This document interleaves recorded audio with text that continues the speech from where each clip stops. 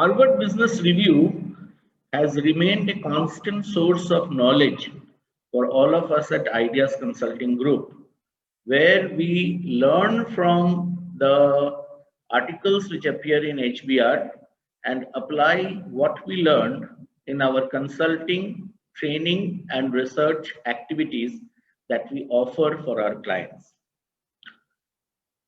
Recently, we have started converting some of the chapters, some of the articles into short videos, which we are recording for the benefit of those of you who are interested.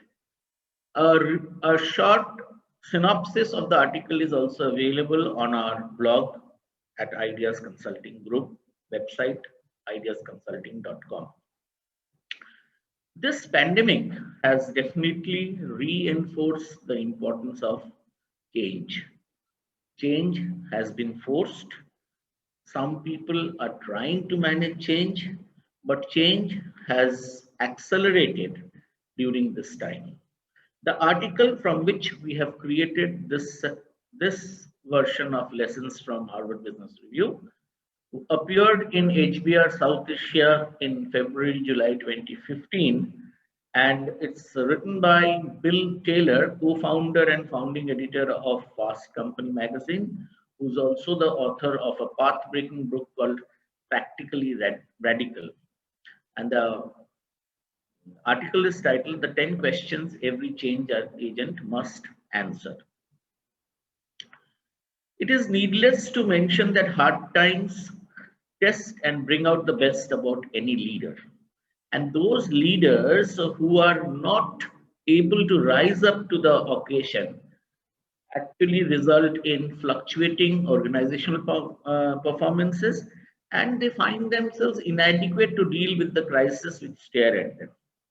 However, distinguished leaders identify the opportunities and build on them when the going gets tough. And therefore, they rethink long held strategic assumptions, question conventional industry wisdom, and definitely stretch their limits to innovate and stay afloat. In this context, it is important to quote Albert Einstein, who says, problems cannot be solved at the same level of awareness that created them. Very well said. So therefore, when times are different, things have to be thought differently and they're done differently to yield different encouraging outcomes. And leaders who are worthy, prepare to take on the challenge, do some amount of soul searching, and definitely answer few questions. In fact, 10 of them, which we are going to discuss in this video. The first, are there opportunities you observe that your competitors don't?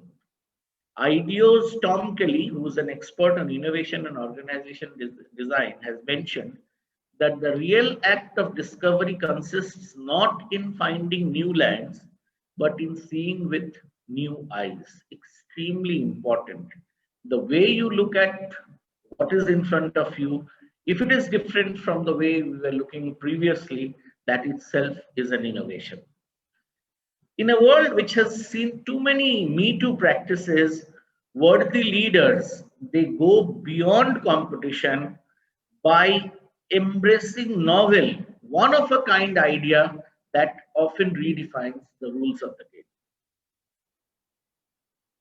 The question is, do you have ideas about where to look for new ideas? Here, one of the commonly used practice by successful leaders is to examine ideas and practices that have concurrently existed elsewhere. And therefore, a staple idea of an industry that migrates to another could prove to be a game changer if suitably appropriated. I mean, let us take an example from the current context. The web check-in is like sort of checking in for the vaccination and going and getting it done at the stipulated time and place. Jim Collins, in his book, Good to Great, Why Some Companies Make the Leap and Others Don't, raises a very pertinent question. And the question is, do you know Who would miss you most and why if you were to go out of business tomorrow? It is commonplace. It may appear it is commonplace, but leaders must identify and focus on group of customers and stakeholders who would miss them most and realign the organizational agenda accordingly. We can't be for everybody. So the question that we must ask is, where is it that we are pretty good in terms of efficiency, affordability, accessibility, value for money, and similar parameters? It is important that one identifies and works on them because that would help. There was a time when organizations could take the middle of the road path as customers were found to be there. However, the article concludes that the middle of the road is actually the road to ruin. Will customers be able to live without you? There is no business without customer is something which we all know. One downside of a crisis or change is to become irreplaceable to customers, which means the customers cannot live without the product or service that we are marketing. So Gallup researchers presented a hierarchy of elements that connect companies to their customers, and some of them were confidence, integrity, pride, and passion. In order to test passion, they asked a question which is as elementary as, can you imagine a world without this product? It emerged that if customers can, they probably will. So therefore, are you replaceable or not to your customers is something that we must examine.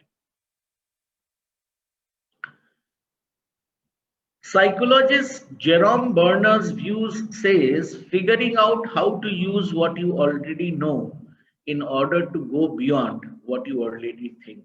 I think this is so pertinent for any organization. We must understand and take lessons from history to shape the future of any organization. Leaders revisit the past without disowning it, and from a critical study of what's come before, ideas of what could come next may be birthed. And many successful leaders have proven that in the organization and industries in which they have operated. Are customers to be treated differently, different customers? We must remember that while many people can be our customers, there are customers who are not central to the mission of the organization.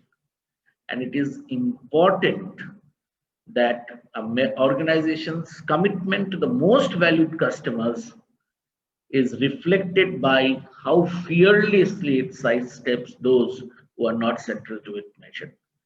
Which boils down to the same thing, that everybody cannot be my customer, and appealing to them as a homogeneous group may not help either.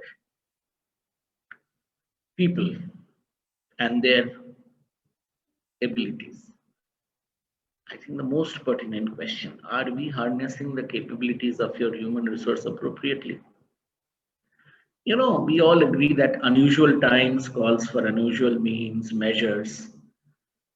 With a mindset, smart leaders unhesitantly turn to potential contributors beyond conventional sources. In any organization, there are hidden geniuses, there are unsung heroes. They must be identified. And groundbreaking projects can be initiated prudently to mine potential of such people, as also tapping the collective genius of the business ecosystem. So what it essentially means is one should not look only within the organization, one should look at the ecosystem in which the business operates, and you never know what one can lead to the other. A classic example is just-in-time inventory by Toyota, which was created in collaboration with its suppliers. You cannot change just because you are being forced to change. You have to change, that's given. But if you have remained consistent in a commitment to change, that is what makes an organization more resilient, that's make a leader more successful. We know organizations who are risk averse, which resist change, and there are others who change too often, perhaps just for the sake of it. But the important point is that leaders who aspire to make deep-seated change ensure that even in uncertain times, organizational priorities, goals, and most importantly, organizational values remain consistent. There cannot be shortcuts that one resorts to during the time of crisis.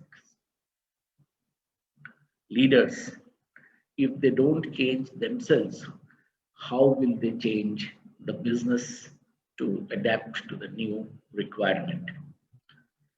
I mean, in this current business scape, I mean, the sand shifts in no time. And therefore, one has to be very, very careful as a leader that you are not caught in any quicksand and therefore get sort of sucked into it. And this can only happen when leaders themselves are insatiable learners. They stretch their horizons and they themselves evolve as individuals so that organizations can also do the same.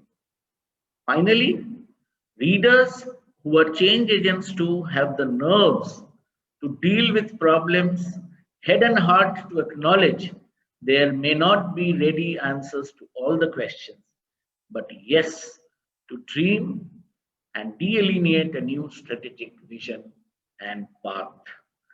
Thank you for your time. We appreciate and value your business.